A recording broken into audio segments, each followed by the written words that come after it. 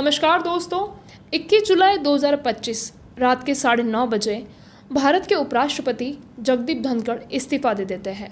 22 जुलाई को राष्ट्रपति द्रौपदी मुर्मू द्वारा उनका रेजिग्नेशन लेटर एक्सेप्ट कर लिया जाता है। लेकिन सवाल ये उठता है, जब उनका कार्यकाल 2022 से 2027 तक था तो फिर उन्होंने 2 साल पहले ही रिज़ाइन क्यों कर दिया? और अगर दे ही दिया तो उसे इतने जल्दी एक्सेप्ट कैसे कर लिया गया? क्या किसी ने सच जानने की कोशिश की? क्या किसी ने उन्हें मनाने की कोशिश की? उपराष्ट्रपति धनखड़ ने आर्टिकल 67A के तहत अपने हेल्थ इश्यूज बताकर इस्तीफा राष्ट्रपति को सौंपा, लेकिन ये कारण सांसदों को और देश को हजम नहीं हुआ। कुछ एमपीज ने सवाल उठाए कि अगर उनकी तबीयत वाकई खराब थी तो उसी दिन वो पार्लियामेंट में पूरी तरह से नॉर्मल और एक्टिव कैसे थे? वो तो अगले दिन 23 जुलाई को राजकीय दौरे पर जयपुर जाने वाले थे, जिसकी तैयारी भी पूरी हो चुकी थी और उन्होंने खुद एक बार कहा था, I will retire at the right time, August 2027। I will retire at the right time. August 2027. Subject to divine intervention. तो फिर अचानक ये इस्तीफा? इस एक फैसले ने तमाम तरह की थ्योरीज को जन्म दिया।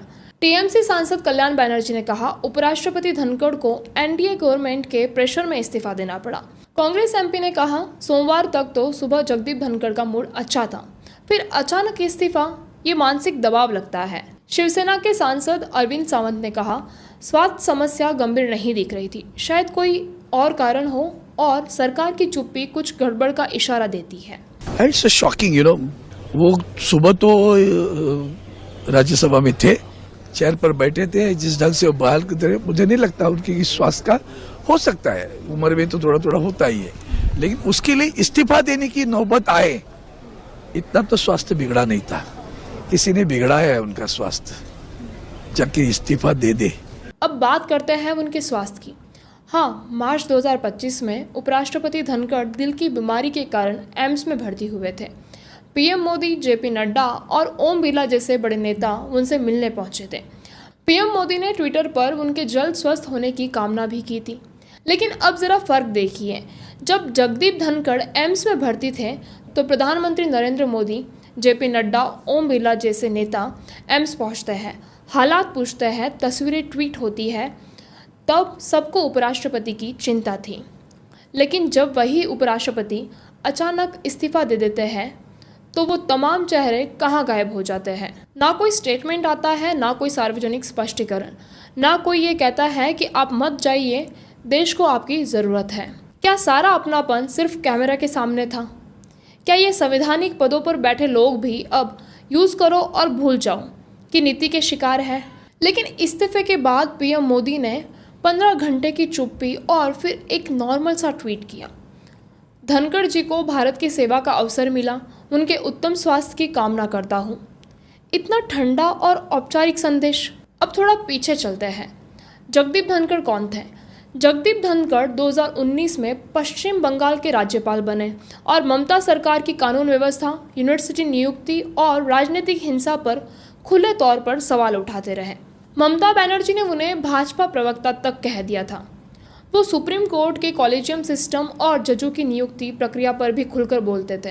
2015 में जब मोदी सरकार ने नेशनल जुडिशियल अपॉइंटमेंट्स कमीशन लाया था और सुप्रीम कोर्ट ने उसे खारिज कर दिया, उपराष्ट्रपति धनखड़ ने उसे लोकतंत्र का दुर्भाग्य कहा।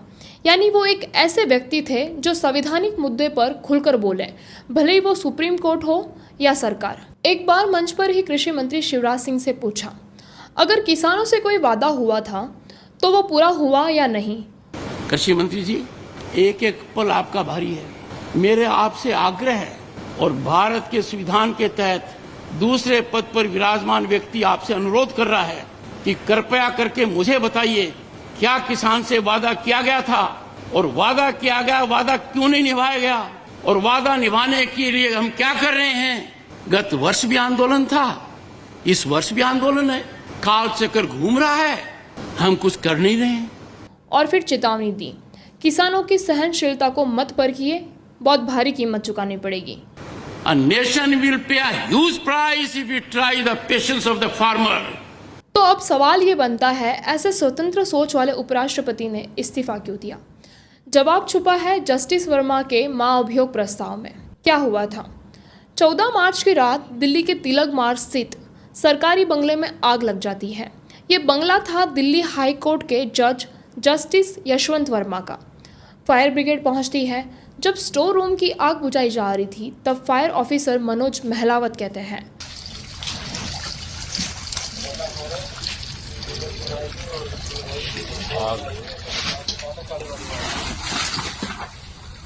ये भी लिया। महात्मा गांधी में आग लग रही है भाई, वहाँ लिया। महात्मा गांधी में आग लग रही है, यानी 500 के नोट जल रहे थे। फायर टीम को बंडल के बंडल कैश जलता हुआ मिला। सीजेआई उपाध्याय और फिर जस्टिस संजीव खन्ना को वीडियो और सबूत दिए गए, लेकिन जस्टिस वर्मा ने जवाब दिया, no cash was ever placed in that store room either by me और माई फैमिली, यानी उन्होंने सभी आरोपों से इनकार कर दिया। कॉलेजियम ने उनका ट्रांसफर सुझाया, लेकिन देश चाहता था जांच हो और अगर दोषी है तो हटाया जाए। सिर्फ ट्रांसफर से न्याय नहीं मिलेगा, महाअभियोग लाना पड़ा, जो कि भारत में एक सिटिंग जज के खिलाफ बहुत दुर्लभ कदम होता है। 21 जुलाई को भाजपा, कांग्रेस, जेडीयू, एनसीपी, शिवसेना और अन्य दलों के 145 सांसदों ने मिलकर लोकसभा में महाअभियोग प्रस्ताव लाया। उसे राज्यसभा के चेयरमैन यानी उपराष्ट्रपति जगदीप धनखड़ के पास भेजा गया। Honorable members, I need to inform you that I have received notice of motion along with section 31B of the Judges Enquiry Act 1968 to constitute a statutory committee for removal of Justice Yashwant Verma, Judge of the High Court of Judicature at Rajasthan at Allahabad. This has been received by me today, members of the Council of States. अब यही से असली मोड़ आता है। उपराष्ट्रपति धनखड़ ने इस प्रस्ताव को वैलिड मानते हुए जांच समिति बनाने की प्रक्रिया शुरू कर दी, यानी उन्होंने संविधान और नियमों के मुताबिक तुरंत एक्शन लिया, बिना किसी पॉलिटिकल ग्रीन सिग्नल का इंतजार किए। यही सत्ता पक्ष को मिर्ची लगी। सरकार चाहती थी पहले पीएमओ से विचार विमर्श हो और फिर बीएसी की बैठक हो और फिर फैसला किया जाए, लेकिन जगदीप धनखड़ ने कहा, मैं संविधान से चलता हूँ, सरकार या पार्टी से नहीं। बस यही बात सत्ताधारी पार्टी को न गवारा गुजरी। 22 जुलाई को बीएसी की मीटिंग थी, लेकिन जेपी नड्डा और किरण रिजिजू नहीं पहुंचे। उपराष्ट्रपति धनखड़ ने इसे सुनियोजित अपमान माना और फिर वही राज्यसभा में जेपी नड्डा का घमंडी बयान आता है, अरे गुस्सा मत करो भैया, अरे गुस्सा मत करो, nothing will go on record, whatever I will say that will go on record, you should know. जो मैं कहूंगा वही रिकॉर्ड में जाएगा, बाकी कुछ नहीं जाएगा। ये बयान साफ तौर पर चेयरमैन की संवैधानिक सत्ता को चुनौती देने जैसा था, जबकि संसद के नियम कहते हैं रिकॉर्ड में क्या जाएगा ये सिर्फ चेयरमैन तय करता है। तो क्या जेपी नड्डा खुद को सुपर चेयरमैन समझ बैठे थे? क्या ये लोकतंत्र का अपमान नहीं था? और सबसे बड़ा ताना तो ये देखिए, यही जेपी नड्डा जब संसद में जया बच्चन की बात काटी गई थी तो उन्होंने खुद कहा था, चेयरमैन का अपमान लोकतंत्र का अपमान होता है, इसे सहन नहीं किया जाएगा। जो घटना घटी है, विपक्ष चर्चा की दृष्टि से मुद्दा विहीन हो गया है और मर्यादा विहीन व्यवहार उनकी आदत सी हो गई है। प्रजातांत्रिक मूल्यों का हनन होना यह सदन कभी भी बर्दाश्त नहीं करेगा और प्रजातंत्र के मूल्यों का रक्षा करना यह सदन का कर्तव्य है। इसलिए यह सदन सर्वसम्मति से आज की घटना को सर्वसम्मति से उसकी निंदा करता है। तो क्या अब वो ये बात भूल गए? अब जब वही चेयरमैन उपराष्ट्रपति जगदीप धनखड़ है तो उनका अपमान जायज़ हो गया। याद कीजिए, जब राहुल गांधी को संसद से सस्पेंड किया गया था तो बीजेपी के नेता चीख चीख कर कहते थे, संसद के नियम तोड़े गए हैं, स्पीकर और चेयरमैन का अपमान हुआ है, इसलिए सख्त कार्रवाई ज़रूरी है। लेकिन आज जब उसी संसद के चेयरमैन जगदीप धनखड़ को सत्ता के लोग जानबूझकर अपमानित करते हैं तो कोई नियम, कोई गरिमा, कोई लोकतांत्रिक मर्यादा याद नहीं रहती। क्या चेयरमैन की रिस्पेक्ट सिर्फ तब तक ज़रूरी है जब तक वो सत्ता के फेवर में बोलता है? वरना जो मैं कहूँ वही रिकॉर्ड में जाएगा। ये कौन सी तानाशाही की भाषा है? ये बयान साफ तौर पर चेयरमैन की संवैधानिक सत्ता को चुनौती देने जैसा था, जबकि संसद के नियम कहते हैं रिकॉर्ड में क्या जाएगा ये सिर्फ चेयरमैन तय करता है। तो क्या जेपी नड्डा खुद को चेयरमैन समझ बैठे थे? अब इस पूरे घटनाक्रम को जोड़कर देखिए। एक राष्ट्रपति जो संवैधानिक मर्यादा से चलता है, एक महाभियोग जो न्याय की मांग करता है, एक सरकार जो अपने ही आदमी से डरती है और एक ऐसा सिस्टम जो न्याय मांगने वाले को ही साइडलाइन कर देता है। तो आज जब देश का एक ईमानदार संविधान के प्रति निष्ठावान उपराष्ट्रपति अपने ही पद से इस्तीफा देता है, तो हमें सिर्फ ये नहीं देखना चाहिए कि उसने क्यों छोड़ा, हमें ये भी देखना चाहिए कि किन परिस्थितियों ने उसे ऐसा करने पर मजबूर कर दिया। एक ऐसा शख्स जिसे प्रधानमंत्री ने खुद चुना था, लेकिन जब उसने सच और संविधान के पक्ष में खड़ा होना चुना तो सत्ता ने उसका साथ छोड़ दिया।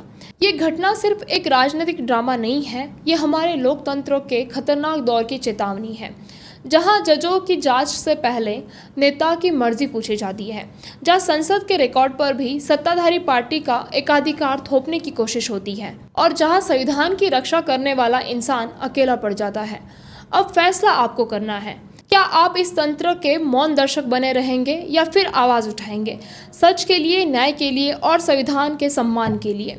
क्योंकि अगर आज हमने कुछ नहीं कहा तो कल हमारे सवाल पूछने का हक भी छीन लिया जाएगा। अगर ये वीडियो अच्छी लगे तो चैनल को लाइक और सब्सक्राइब ज़रूर कीजिए। मिलते हैं अगली वीडियो में।